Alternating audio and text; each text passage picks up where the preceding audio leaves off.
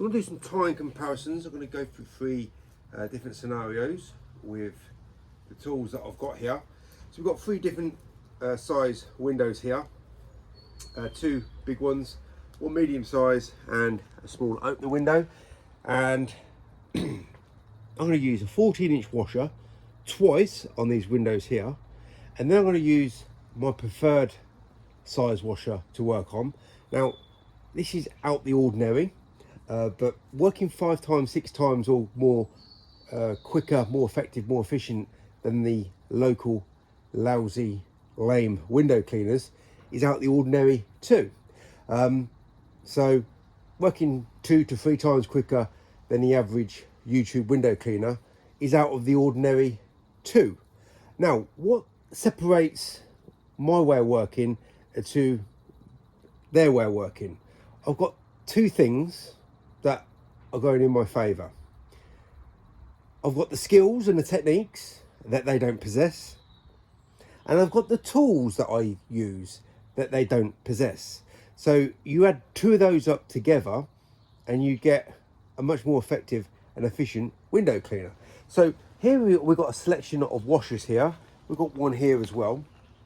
And having all the techniques and skills is one thing, but when you've got all the techniques as well as the actual tool selection, that takes you further than you would if you just had all the techniques. So, for example, if I'm on a ladder here, I'm restricted.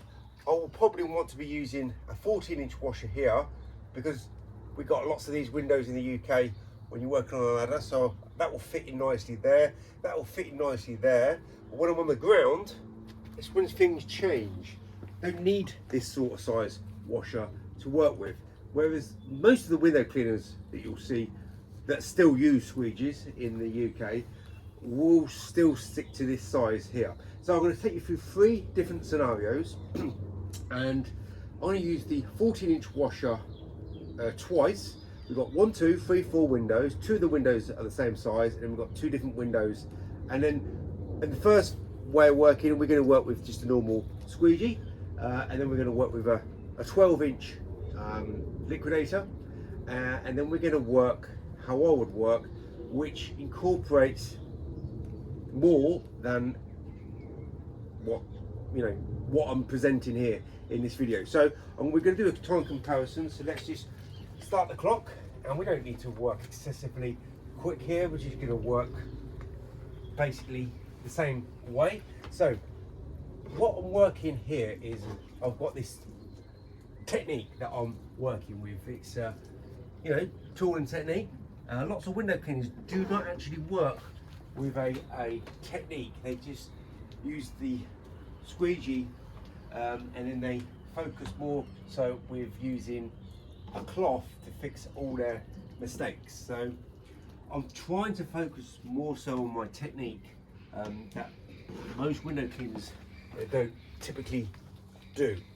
Right, so this squeegee won't fit very well in this window here, so I'll have to do like some sort of drastic drag there, straight pull. And now we're going to focus on fixing all the awful mistakes.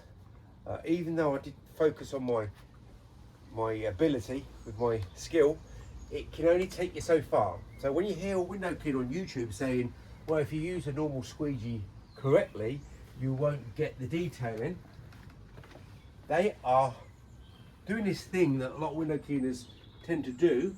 They are lying to try and make themselves look more appealing.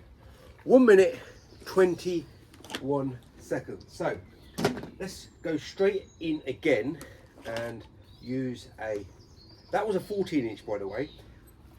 We're going to use a 12-inch. Now I've got to make sure this rubber is wet before I really use it. So I'm going to focus on my tool and my technique, but this time my technique and my tool are working very cohesively together, so I get a much better result. So I'm more effective, which will make me more efficient. That's great. That's great if you don't want to be working like everyone else. But the problem is I am still moving a little bit more than I would like. Now, this squeegee won't fit in that window very well, so I will have to do a little bit of detailing. But this window here will work fine. Let's put my, don't worry about the frame here. That's the only bit of detailing I need to do. That was 55 seconds. All right, that's great. So let's move over and use more of a, well, we're going to use a bigger washer, and we're going to use more selection size of squeegees to work. So what did I knock off? About 25 seconds.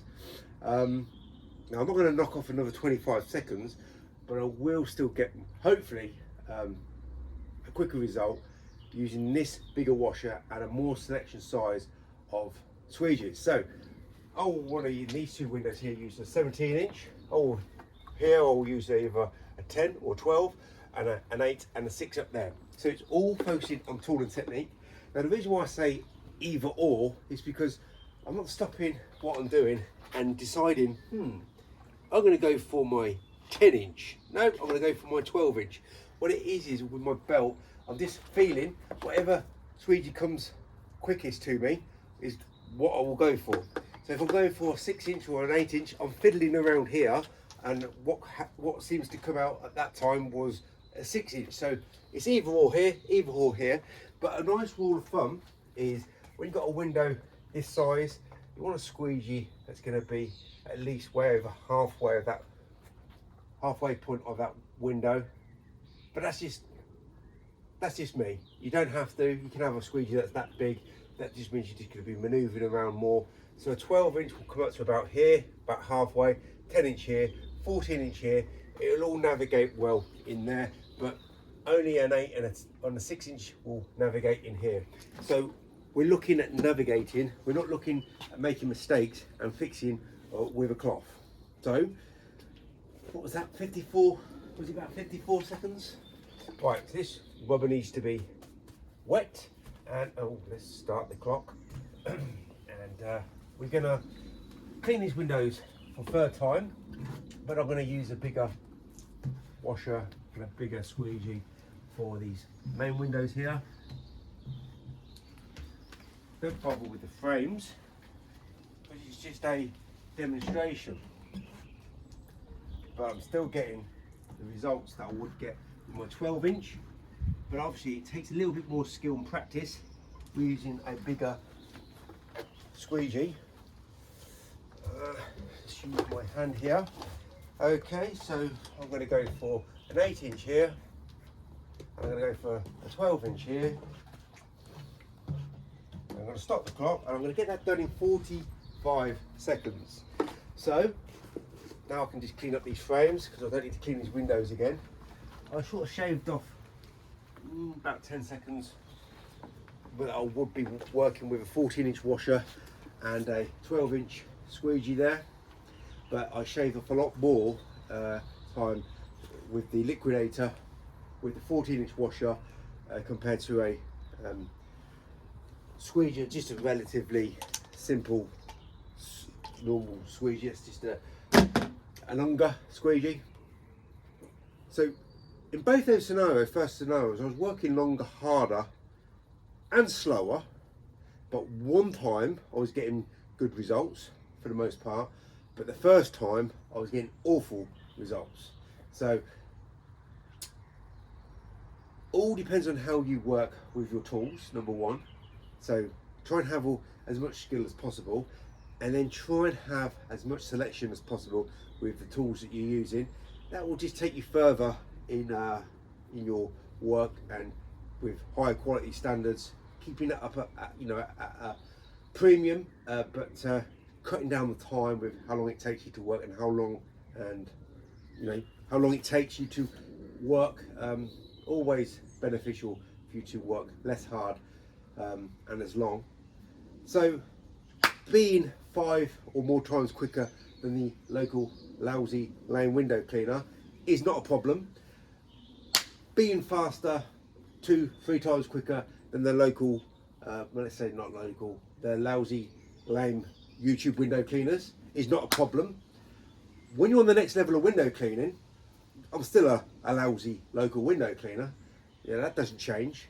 But I'm not lame, and you can take the lameness away as much as possible by having a more selection of tools to work with.